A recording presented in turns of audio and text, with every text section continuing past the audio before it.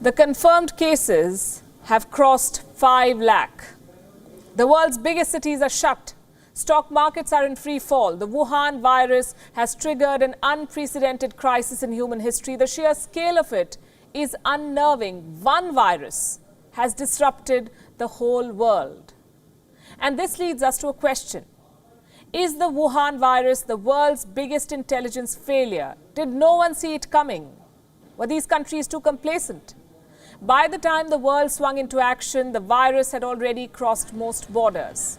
And now everyone is playing catch-up. Well, almost everyone. There is one country that seems to have an edge right now. The home country of the Wuhan virus, that is China. There is no doubt that China was hit for weeks, that Chinese people suffered. But now China says it has contained the threat. So it's closing down borders and opening up businesses. Fewer cases are being reported. Factories are up and running again. Businesses will take time to revive, but they have made a start. Companies are being encouraged to make coronavirus supplies. They're making equipment other countries might need to fight the outbreak. Gloves, masks, personal protection equipment, even ventilators. So first China put the world in ICU, and now it is selling them ventilators. Is China profiting from this outbreak? As I said, the people of China have gone through unspeakable misery. Thousands have died, they've suffered. But big business and the government now stands to gain in China. And if this sounds too sinister a plot, look at this. This is a book written in 1999, and this could offer clues into the Chinese mindset. It's called Unrestricted Warfare, China's Master Plan to Destroy America. It's a book on military strategy. It was written by two Chinese generals, Qiao Liang and Wang Xiangzu. The book makes an argument. It says that China cannot defeat America in a direct military confrontation, but it can leverage its economic prowess to leave the Americans behind. Now, the book's assessment has some eerie similarities with the present situation. It is being quoted by conspiracy theorists. They claim that amid this coronavirus crisis, Beijing is executing its world domination plan. On this show, we do not go by conspiracy theories to make our assessments, so we set out to look for the facts. What we found was most interesting, and we have that for you tonight. Let's first talk about the situation in China. What is happening in China right now? Restaurants, zoos, even the Great Wall is open to tourists. Not foreign tourists, because they may bring back the virus, but the Chinese are out and about. As we say in television, they're moving towards normalcy. Restrictions are being lifted, factories are coming back online, businesses have resumed in many parts of China. At this rate, China's businesses will be up and running in a few weeks. Not without government help. Like most countries, China too has announced a relief package to revive the economy. Communicated the figure of a totality of 344 billion US dollars in terms of mainly fiscal measures.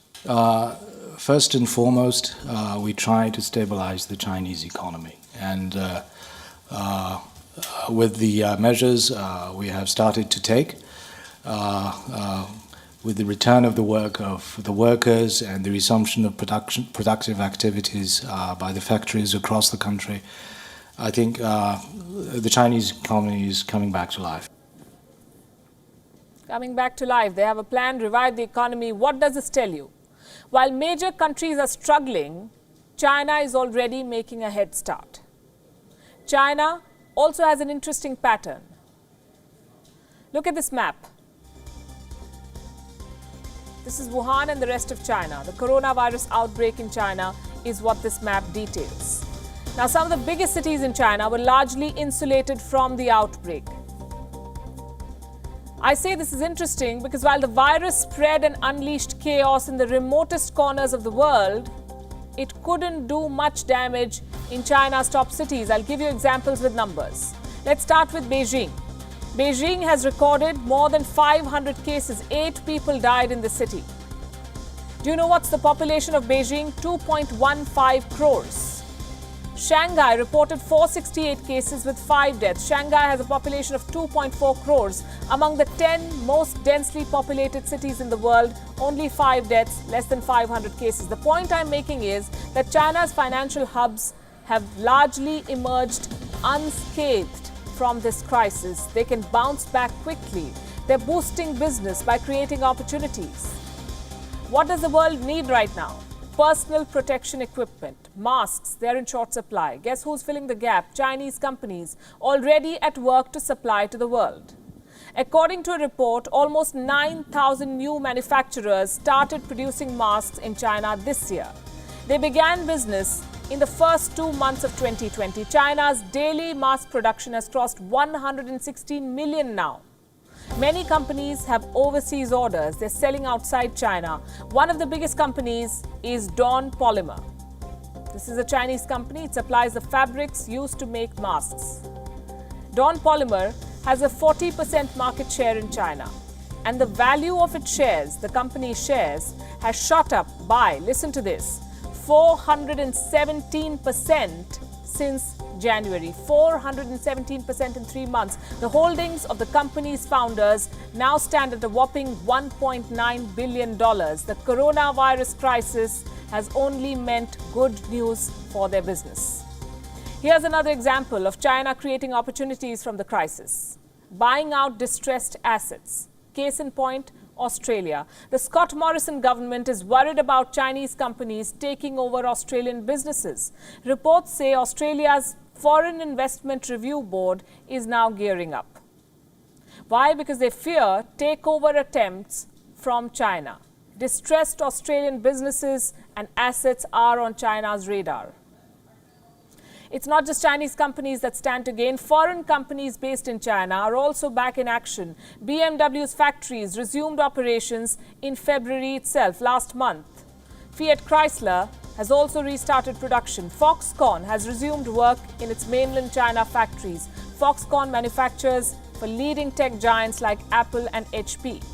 Tesla's factory in China is back online too, reportedly with help from local authorities. Members of the Chinese government allegedly helped Tesla secure key supplies. The Chinese government is going the extra mile to make sure businesses resume operations. In Shanghai, most foreign businesses are back in action. All foreign-funded enterprises have resumed operation, with an 80% employee return rate and a 70% business resumption rate. The overall situation is steadily improving.